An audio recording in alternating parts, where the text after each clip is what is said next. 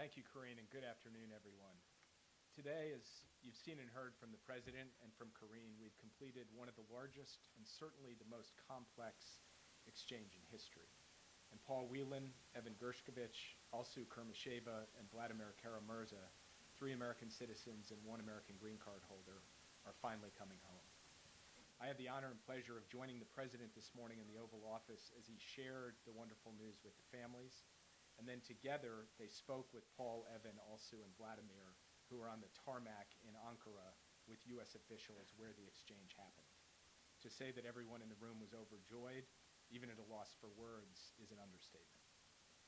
Since taking office, President Biden and Vice President Harris have made clear that they will not stop working until every American wrongfully detained or held hostage around the world is reunited with their family.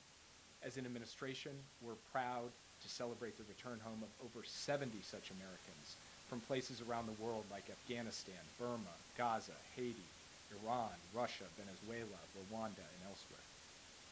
Today's exchange is a feat of diplomacy that honestly could only be achieved by a leader like Joe Biden. At his direction, the professionals in our national security, foreign policy, and intelligence community worked tirelessly and relentlessly to secure the release of 16 individuals who were detained in Russia.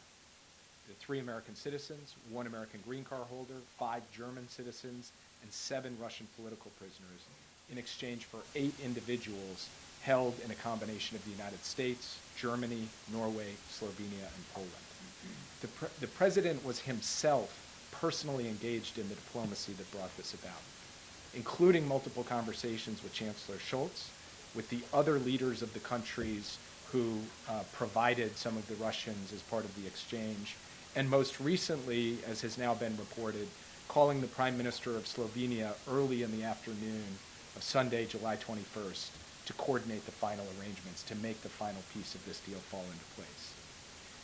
There is no more singular or concrete demonstration that the alliances that the President has reinvigorated around the world matter to Americans, to the individual safety of Americans, and to the collective security of Americans.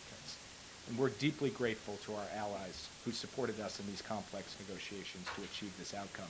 And while I'm standing at this podium, the President is reaching out to give personal thanks to the leaders of Germany, Poland, Slovenia, Norway, and Turkey. And honestly, guys, I can just say this was vintage Joe Biden, rallying American allies to save American citizens and Russian freedom fighters, and doing it with intricate statecraft, pulling his whole team together to drive this across the finish line. His goal has always been to put the families first, the families who are enduring an unimaginable ordeal. From the President on down, we've stayed in regular and routine touch with them. I spent a lot of time with the families of Evan and Paul and Alsu. And most of the time, as you can imagine, those are tough conversations. But not today. Today, excuse me. Today was a very good day. And we're going to build on it, drawing inspiration and continued courage from it for all of those who are held hostage or wrongfully detained around the world.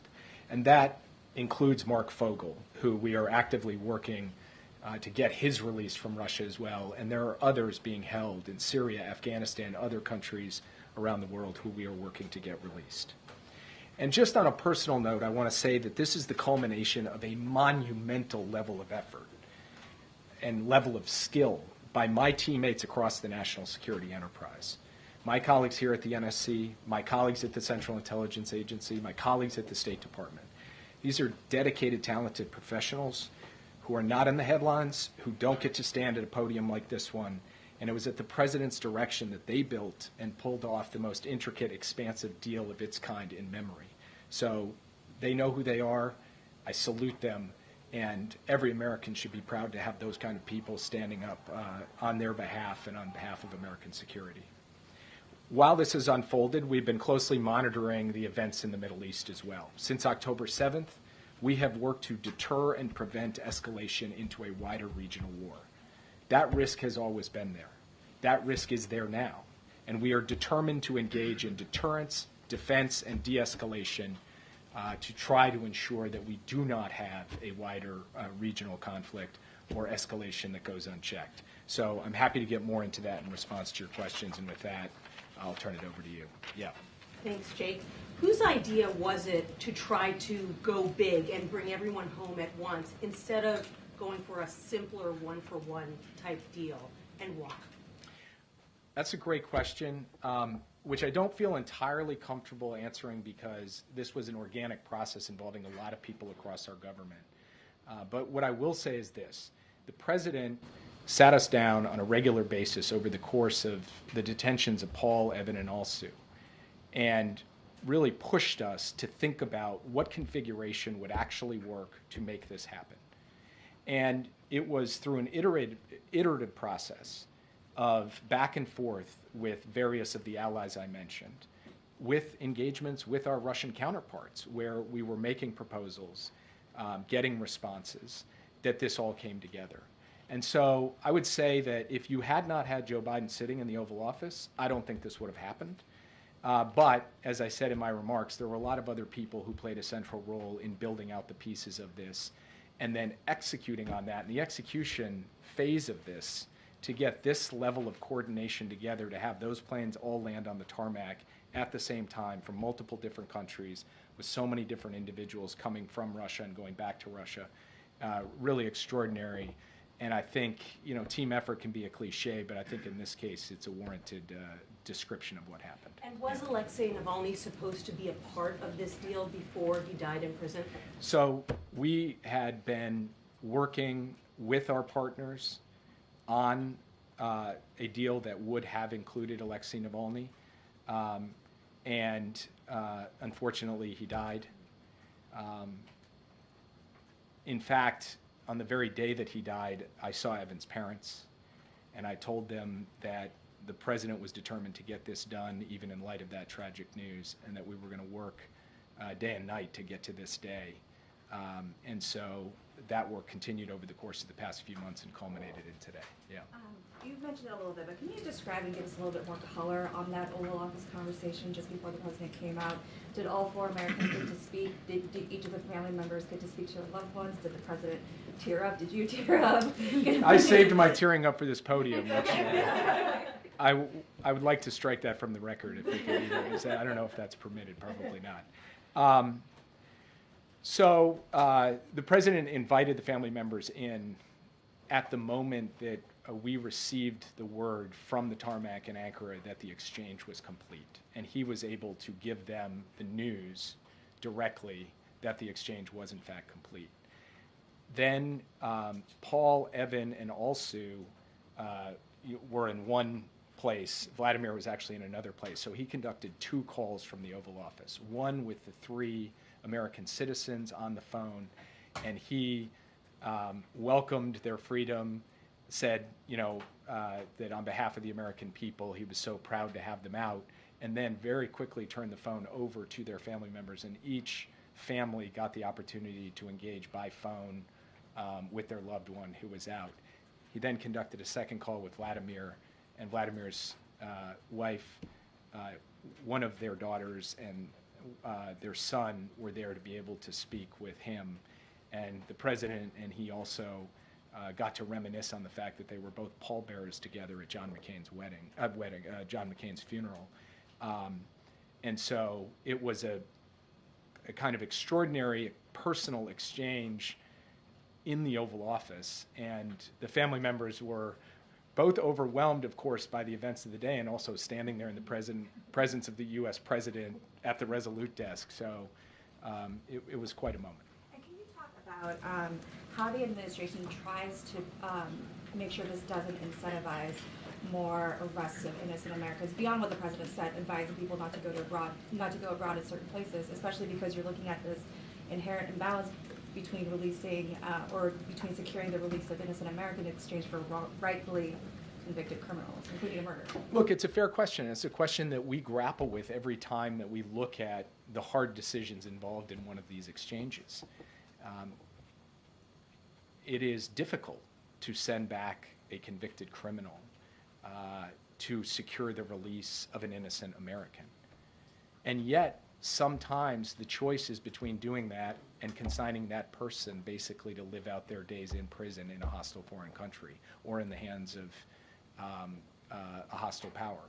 So from our perspective, we have assessed and analyzed that risk, and we have judged that the benefit of reuniting Americans, of bringing people home, and also of vindicating the idea that the American president and the American government are going to do what it takes to protect and secure the release of innocent Americans, that benefit outweighs the risk, and that's how we have proceeded. I would point out, in addition to that, that in periods of time when the U.S. government didn't tend to do prisoner exchanges, Americans were unjustly detained and held hostage overseas. In periods where we did, Americans were unjustly detained and held hostage overseas.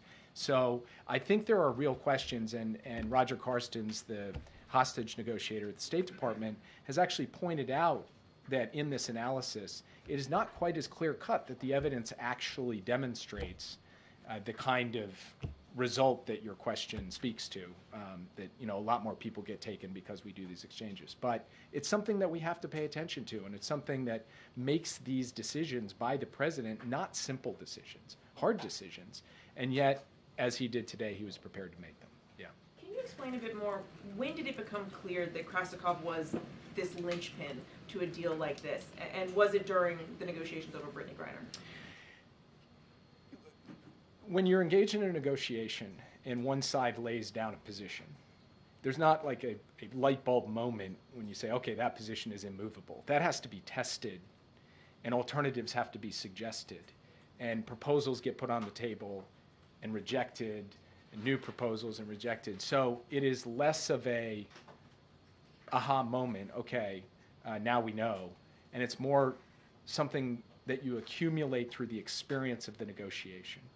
And so over the course of this negotiation, we did reach the conclusion that Krasikov was a key.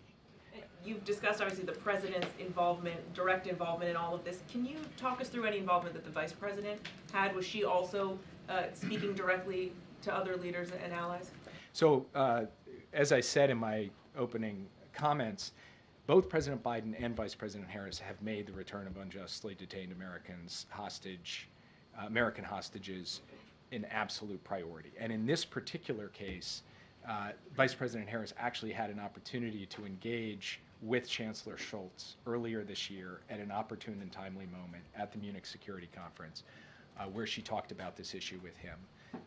That followed on a conversation that the President had just a short time before that, and it was in the run of high-level engagements and a back and forth that the President and the Chancellor were having that Vice President Harris was actually able to sit face-to-face with Chancellor Scholz and talk through the elements of this. And then I've sat in the Oval Office more times than I can count over the course of the past years, providing briefings and updates on this and getting peppered with questions by both the President and the Vice President, thinking through the strategy, iterating the approach, which she was a participant in very much, a core member of the team that helped make this happen. Jay, two quick questions. One as it relates to the president's interactions with Chancellor Scholz. It's been detailed to us, but maybe from the podium, if you could help us understand. Chancellor Scholz had to make a big sacrifice, giving up Krasikov here, a Russian criminal. What specifically did the German Chancellor say to President Biden about his willingness to do this? Well, I will leave that to Chancellor Scholz because I think for important and sensitive conversations, leaders should speak for themselves. The White House said, he said, for you, and then he said, I will do this. Is that fair? And if so, can you at least detail that?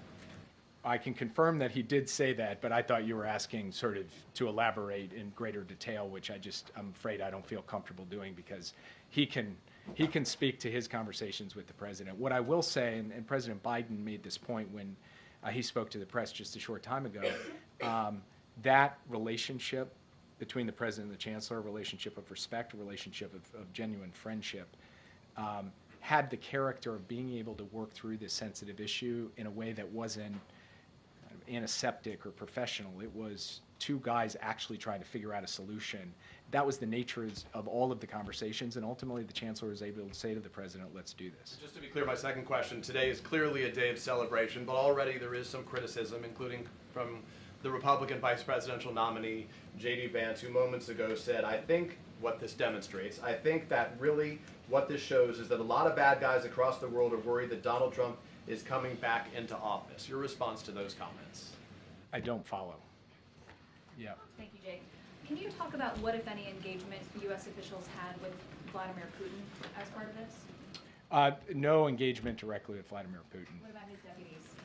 There was extensive engagement with Russian officials over the course of this. I'm not going to get into the details because those channels are sensitive and need to be protected for exactly this reason, because having those sensitive channels enables us to produce results like And then today. last week in the Oval Office, President Biden said that he remains committed to bringing Americans home during his final 6 months in office.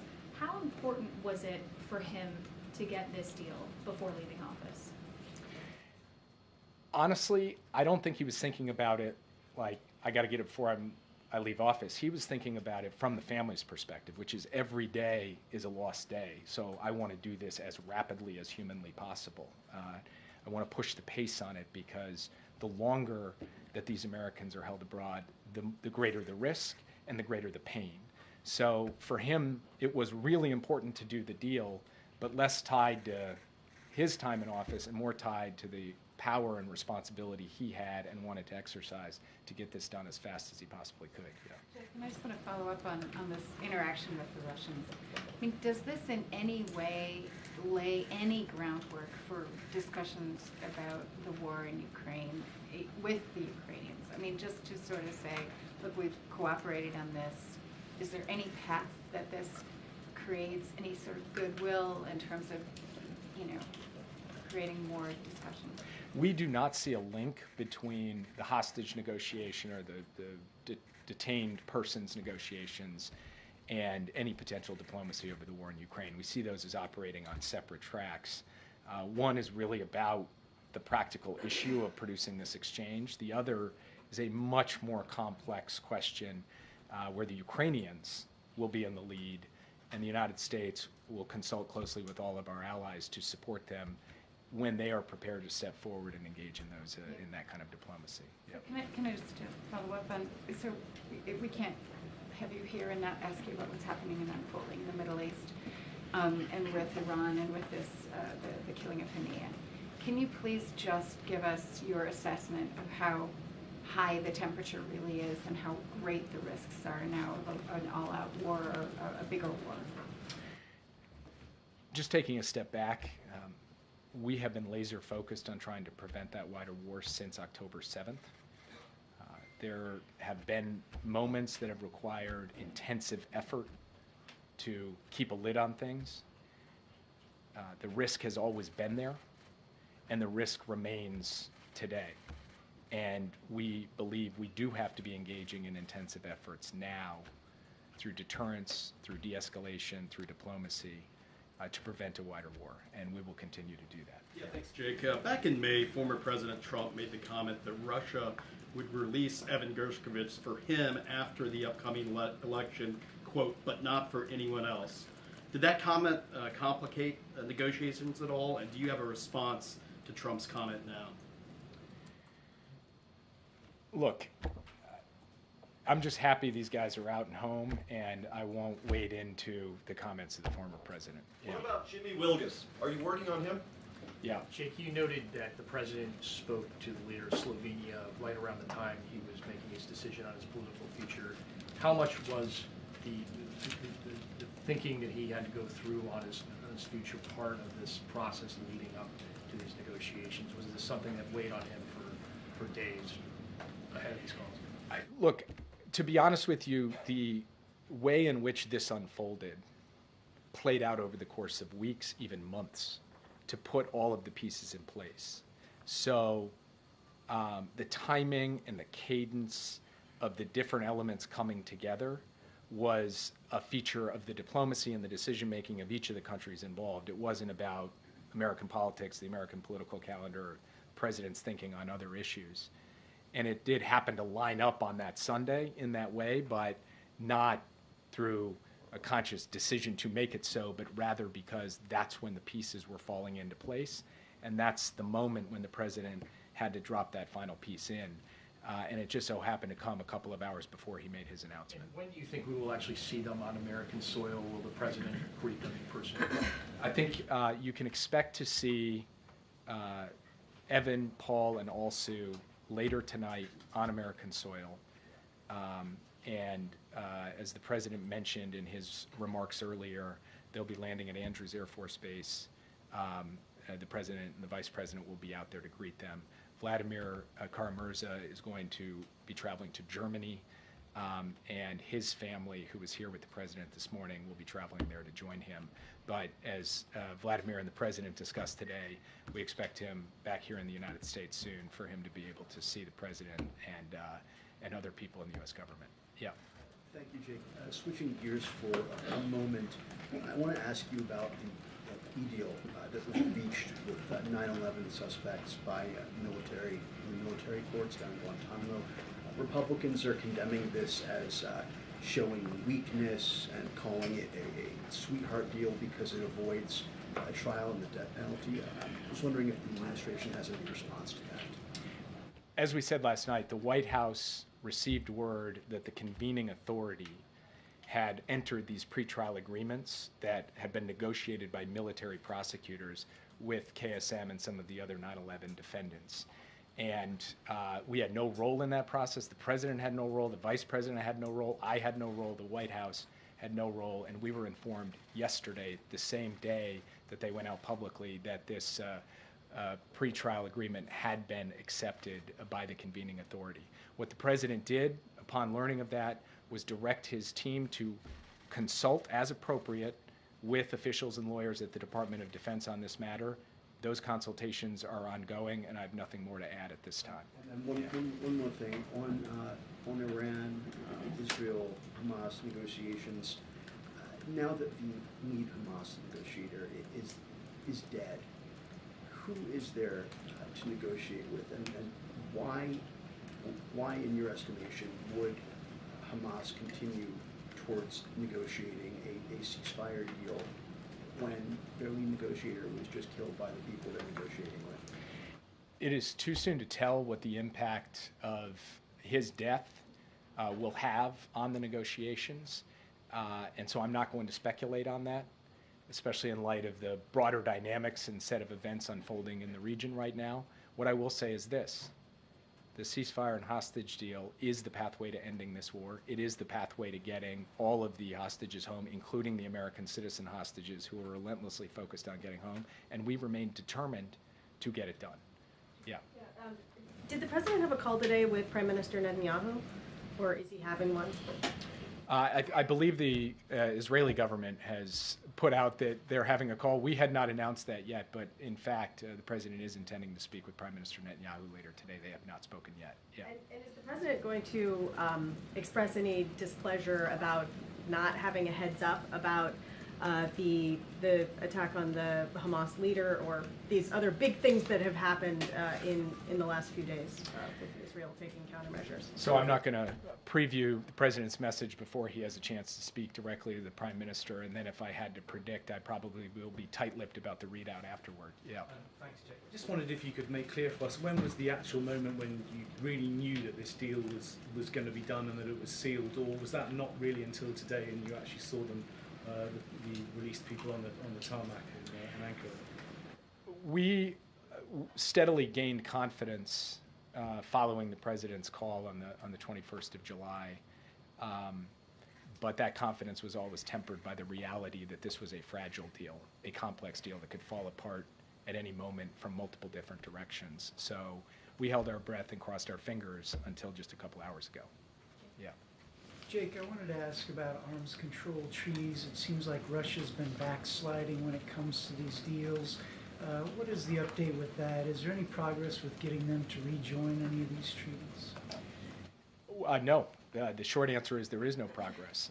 We have tried to engage, and I have publicly stated, and my colleagues have also laid out our view that there is an arms control agenda that's in the interests of the security of the United States, our allies, and frankly, global stability. And we have not seen reciprocity on the Russian side to engage in those discussions at this time. So we're obviously working very closely with NATO, with our other allies and partners, to ensure that our security is going to be strong, resilient, and credible no matter what comes next. But we do remain available to engage in arms control, as we did with the Soviet Union at the height of the Cold War. Last question, yeah. Thank you, Jake. Can you just confirm that no money was exchanged, no sanctions were loosened to facilitate this deal? Yes, I can confirm that. And can you also speak to why the president chose not to use his moment in front of the cameras to deliver a warning to Putin? He said, I don't need to speak to Putin, but what he didn't convey was a price that countries will pay if they abduct Americans for political purposes. We have made clear through every conceivable channel, and the president has made clear publicly on repeated occasions over the last 2 years about the costs and consequences of aggression, standing against United States interests, and of taking actions that we believe are unlawful and unjust. We're going to continue to do that as we go forward. For the president today, this was a moment to thank our allies. It was a moment to celebrate the families, and most importantly, it was a moment to lift up the human achievement of getting both Americans, citizens of friendly countries, and Russian political prisoners out. But as the president said, he doesn't need to talk to Putin for Putin to understand where the president stands. Thank you. What about Jimmy Wilgus? He's been there 8 years, Jake. Thank you, Jake. Thank you. 8 years. All right. As I mentioned at the top, this is an incredibly important day, monumentous day, and also an emotional day for the families, obviously, for the incredible team that I get to work with every day, national security team, and across the administration, and for this president. And so it's a good day. It's a really, really good day. And we should be really proud of what this administration has been able to do. Now these, these folks who are unjustly held now get to go home to their families and see their families and restart their lives. Okay. And a follow-up on the 9/11 plea deal, if I may. Does the president still plan to close Guantanamo Bay prison before he leaves office? And is there a realistic pathway to do that in the next 6 months? That's still something that the president wants to do and get done. As far as a timeline, don't have anything for you here, but obviously this is something that he wanted to be done under his administration. Just don't have anything else to read out or preview at this time, but it is something that he's determined to get done. And does he have a message to some of the 9/11 families who wanted to see a full trial, who wanted to see this kind of come to a fuller process? So look, this is basically what Jake said. This is something that we had no involvement in. He didn't have any involvement in. And so the White House played no role in this process. And the president directed his team to consult as appropriate with officials and lawyers and Department of Defense, obviously. We have said this before. We are, our hearts go out to the families who lost loved ones on that day. And the president on 9/11 has honored them every year, and the families who lost their loved one on that terrible day. And we remain committed, this administration remained committed to ensuring that the military commission process is fair and delivers justice to the victims, survivors, families, and those accused of crimes. And so that is certainly the president's continued commitment here. Donald Trump yesterday attacked, obviously, Kamala Harris's identity, said he didn't know she was black. You reacted to that yesterday, but I'm wondering if the president is aware of those comments. The president's aware. I think he, just like myself and what I stated here and what the vice president stated as well, I'll just reiterate what I said. It was repulsive, disrespectful, and insulting. And we believe, and obviously we're not the campaign here, but we can speak more broadly, that generally that the American people deserve better. They deserve better. And real leaders do not tear people down. They don't question someone's identity. It's just more of the same, more of the lack of respect, it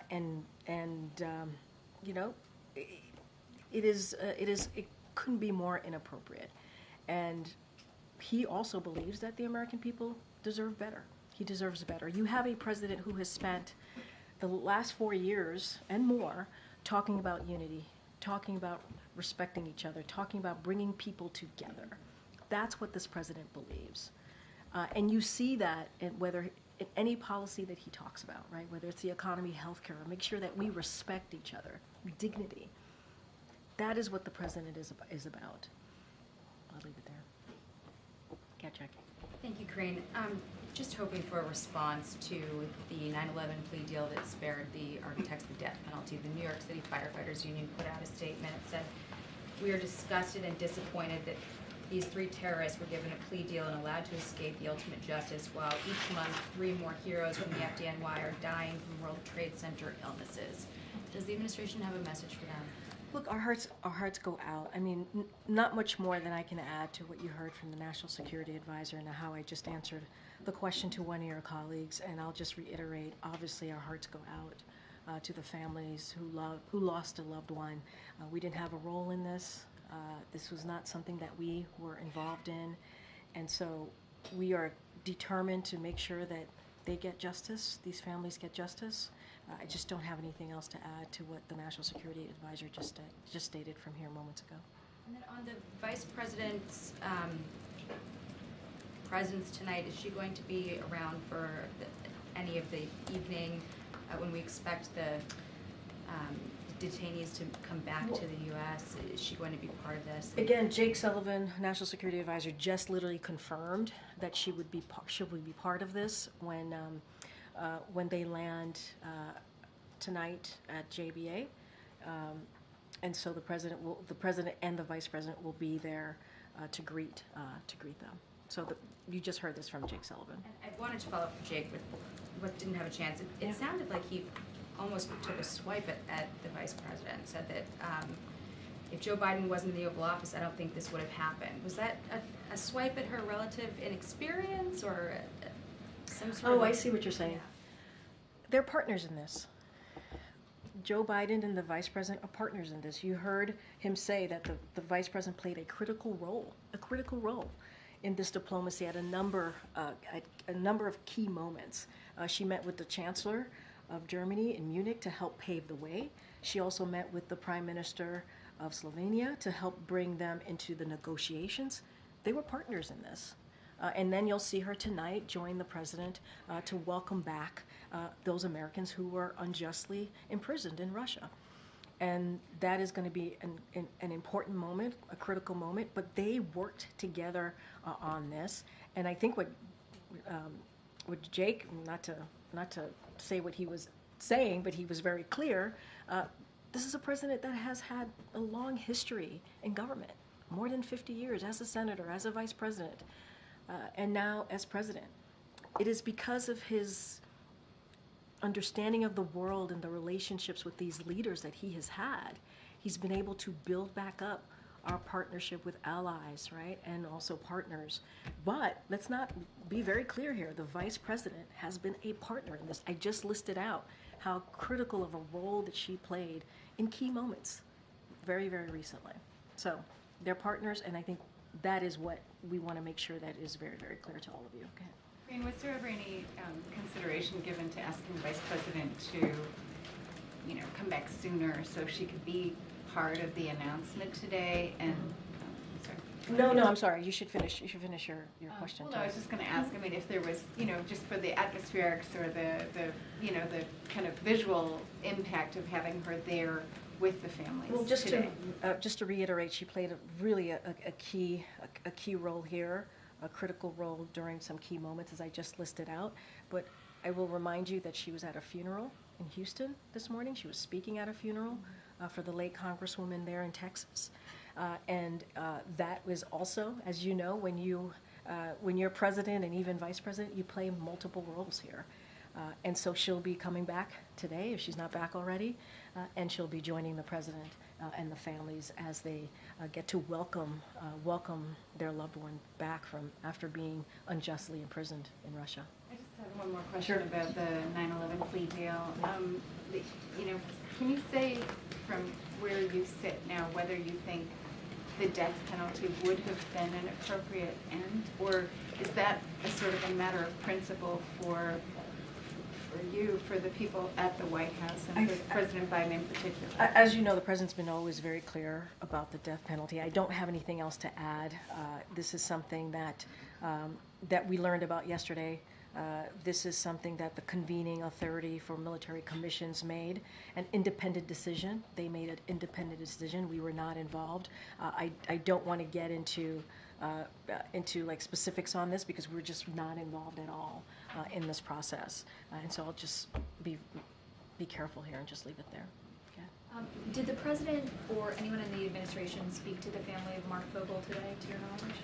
That's a good question. I don't have anything to read out about a particular conversation with the family of Mark Vogel. As you know, our team here have been in regular touch many of the families who have loved ones who have been detained. I don't have anything at this time to read out with Mark Vogel specifically, but we are continued to be committed. You heard Jake speak to this at the top when he was delivering his remarks to getting Americans home. With each of these exchanges, it is our goal to secure release of as many as Americans as we can. That is the goal every time we get into these negotiations, and we're always very careful. We do not do these in public, obviously, and at every step in this process, starting all the way back when we sought the release of Paul Whelan and Brittany Griner, we also sought to release Mark Vogel, as well as you heard from Jake Sullivan. We are actively continuing to do so and are engaged in active discussion on how we can get to that, how we can get to a path to get him home. Don't have anything to read out on a recent conversation with their family. On a separate topic, the Federal Reserve yesterday signaled that it could cut interest rates for the first time since the pandemic. Does the White House believe that's a good idea? Not going to comment on any monetary policy decisions or potential decisions by the Federal Reserve. They are independent. We respect that, and so I'm not going to comment on that. Okay. Just to circle back, Jake did make the point that he believed that this wouldn't have happened if the president wasn't the one in the Oval negotiating. So can you tell us a little bit more about how he's thinking about this very clear work to seal up his legacy, and balancing that with having to support the vice president, campaign for her even, and see her as and treat her as a partner in a subject where he clearly has, a lot more experience? I'm not denying that Jake said that. Obviously, I'm reveal some of his thinking about how he's got to balance this. I think you have to look at this in separate pieces, right? The president has been president for some time. I used to say this all the time: with age comes experience, right? And I think that's important to note. And he's had relationships with many of these leaders that are currently, out there in this present time, in present day. What I also want to state is that the vice president has been vice president for 3.5 years. She has been part of this administration, obviously, not just part of it, but a partner, and has developed her own relationship with world leaders, with our allies and partners. And I think that's important to note. She was part in having conversations with the Chancellor of Germany, for example, in starting to get us on a path for what we're seeing today. And so, obviously, we feel that she's, immensely qualified. That's why the president endorsed her. That's why she is, certainly a partner to him, but also is doing her part in the next, being careful here, in the next 4 months. So I'll leave it there. But look, they are partners. They talk regularly. I would say they've learned from each other, right, with this partnership over the 3.5 years. But this is also a vice president who's been a senator, who's been an attorney general, again, a vice president for almost 4 years, and has been in conversation, in critical, important conversations that matter to the American people pretty regularly with the president, having her by the president's side. And I think that matters. And that's important. Go ahead, Karen. Karine, can you tell us about the condition of Evan, Paul, Alsu, and Vladimir? How is their health, and did that come up when they had those phone calls in your office? I'm not going to get into details or into specifics or speak about their health. Obviously, they will be landing here in short order in a couple of hours, so you all will be able to see, at least you'll see them for yourselves, but I'm not going to speak to their health from here, not from this podium. Described that they've gone through a lot. Did they They talk have. to, They have. They were imprisoned, yeah, unjustly so. Did they talk about that in their phone call at the Oval Office? I'm not going to get into further details to what the National Security Advisor shared here today. I'm pretty sure that when the time permits, they will, I'm sure, at some point, if they wish to, they'll speak for themselves. Yeah, thanks, Karine. So Germany got 12 citizens back on this. Were they negotiating with the Russians, and was this two negotiations that merged, or did this generate out of the U.S. talking about the U.S. Prisoners? Look, I think we've laid out in pretty detail on how this occurred. Obviously, the U.S. played a leading role in this, and we are certainly very grateful to our allies that worked with us on this. Obviously, I talked about Germany, Slovenia, and so I don't have anything beyond what we've already shared with you on this. I don't want to get into specifics or details. We have already shared how this came about. Look, this is an important day. This is an important day. And truly, as I've been asked a couple times, because of this president's leadership, we have been able to get this done. We have been able to get home about 70 Americans who were unjustly imprisoned and held in the last 3.5 years. That's because this president has shown his commitment, and the vice president has shown their commitment on doing that. And I think it sends, today and many other days that we've been able to get this done, it sends a message to the American people that we will put them first, always, as it relates to foreign policy, national security, making sure that we are getting Americans home. And I'll leave it there. Are there going to be any events here at the White House with the prisoners, the American prisoners who are coming back? I know we're going to Andrews. No, I hear you. I can't speak to anything this evening. I mean, obviously, they're going to be landing here this evening, and they're going to, my guess is, they're going to want to see their families, hold their families, hug their families. It's been a long journey for them, not just getting home, but these past couple of years. And that is my guess, is that's what they're going to want to do. This is an emotional day. This is an emotional day. And it's a good day. We should be really, really proud of what this administration has been able to do. And, don't have anything beyond that. Yeah, Garen. It's great. Congresswoman Sheila Jackson Lee is being laid to rest today in Houston. And one of her signature bills in Congress was H.R. 40, which, as you know, would create a commission to study the issue of reparations for African Americans. She took up that mantle from Congressman, the late John Conyers, and after more than 30 years of this bill being introduced, Congress has yet to be able to pass this bill. And as a result, Congresswoman Jackson Lee, when she was still alive, she urged, along with advocates for President Biden, to take executive action. Though the White House has repeatedly said that the president's position is that it should happen through Congress, I do wonder, given with only 6 months left of his administration, and to honor her legacy, whether the president is more amenable to taking executive action, especially given the fact that he announced those Supreme Court reforms that came from a similar commission. Look, Congresswoman Sheila Jackson Lee, who the president had an opportunity to go to Houston earlier this week to meet with her family, to offer up his condolences in person, and you saw the statement that he put out after we learned of her passing. She was a hero. She was beloved, obviously, by the people in Texas and Houston and the community that she represented, but also beyond that. Certainly her colleagues in the Congressional Black Caucus and in Congress more broadly. And we lift her up and we honor her,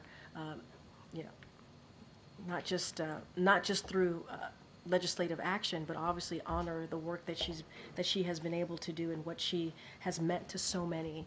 As far as the commission, the president has not changed where he is. He wants to see, he believes there should be a commission, and he does believe it should be a legislative process. Obviously, we think it's important. We want to help in any way to get that legislation done, but I just don't have anything else to add beyond that. Okay.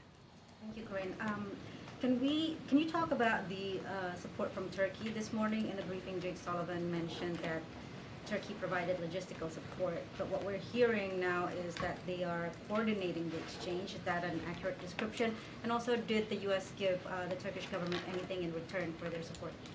So look, this was a big effort, as I mentioned before, and I was answering a question from one of your colleagues. It took our partners and allies to get this done, and we appreciate every effort that was done by them. Obviously, I think Jake was also asked if there was a phone call made recently to Erdogan. Obviously, I don't have anything to read out at this time, but it was, and they did offer technical support, as you know. I don't have anything beyond that to share, but we are very grateful for the role that they have been able to play to get Americans home today. And so I just don't have anything beyond of what we've already been able to share.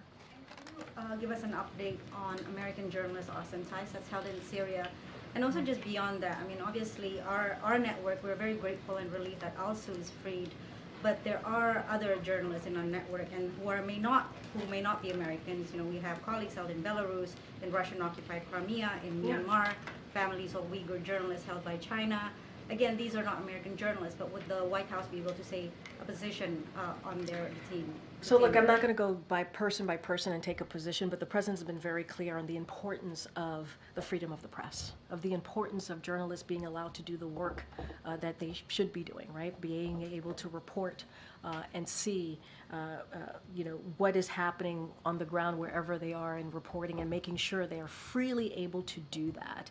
And the president has those tough conversations with leaders that he meets privately, and we've been very clear publicly about supporting journalists and the work that they do, and being able to do that work freely and not be intimidated and without violence. And so that's something that we're going to continue to be very, very clear about. You just listed out a bunch of names. I don't want to go point by point on these names, but more broadly, we believe in the freedom of the press. This is important to us. We believe it's part of our democracy, and we want to see, not just here, it's important to see that obviously across the world. I don't have anything specific for you at this time. When it comes to Americans being unjustly held, wrongfully detained, as you have seen from this president in the last 3.5 years, he's going to do everything that he can. I think today is a perfect example. Bringing home 70 Americans over the last 3.5 years is a perfect example of this president being committed to bringing home Americans who have been unjustly held. I think I'm going to have to wrap it up pretty soon. Go ahead, John. Thanks a lot, Karine. When the president announced 2 Sundays ago that he's withdrawing from the race and that he's not running for another term, there were some that described him as a lame duck president. How does this news today, this joyous news at the White House, answer those critics describing President Biden in that fashion? Well, I'm glad you call it joyous news, because it is. This is very, very good news. For all of us as Americans, we should be very proud of this moment. Look, I've heard the term lame duck. I was asked at the podium if he is a lame duck president. We've been very clear that he's not, and today is an example of that. What he did on Monday, talking about SCOTUS reform, is an example of that. The president is determined, and he is very focused, along with the vice president, to get things done, to build on the accomplishments that we have been able to deliver for the American people over the last 3.5 years. And these are historic accomplishments, whether it's the American Rescue Plan that turned the economy around, restarted the economy. Now we're leading in the world on that. Again, no Republicans voted for the American Rescue Plan. You think about the Inflation Reduction Act, no Republican voted for that, and that is a piece of legislation that has seen the biggest investment in climate change. Now Medicare can actually negotiate with Big Pharma, something that elected officials have been trying to do, and he reached across the aisle to get infrastructure done, to get the Chips and Science Act done, to get the Veterans, the PACT Act done. So it doesn't end there. It doesn't end there for him. He wants to see a lot of these important laws now. He wants us to get them, make sure they're implemented. And we're going to continue to use the remainder of this term to look for ways to build on that progress. And we will certainly share with you the specifics of that as we continue these next 6 months. And secondly, yesterday I asked a series of questions to you about the possibility of a hostage deal. At the time that I asked you those questions, were you aware? Yes. You were aware. And so, given that you just didn't want to answer that truthfully, I mean, you didn't let's- want to spoil the process of the I said I had transfer of nothing. I hostages. said I had nothing to share. You have to understand. You have to understand. This is a critical. As these things are moving, it is important. Our main focus is to make sure that we get these Americans home safely. I would hope, as a journalist, you understand that. It is important that they get home safely. That is our number one priority. Number one priority. And now that they are on their way home, the families were here. The families, the president, the vice president will get to greet these Americans when they land here tonight. This is a huge, huge, monumentous day, emotional day, and it is important. That is our goal, to make sure that they get home safely. All right, thanks everybody. Thank you.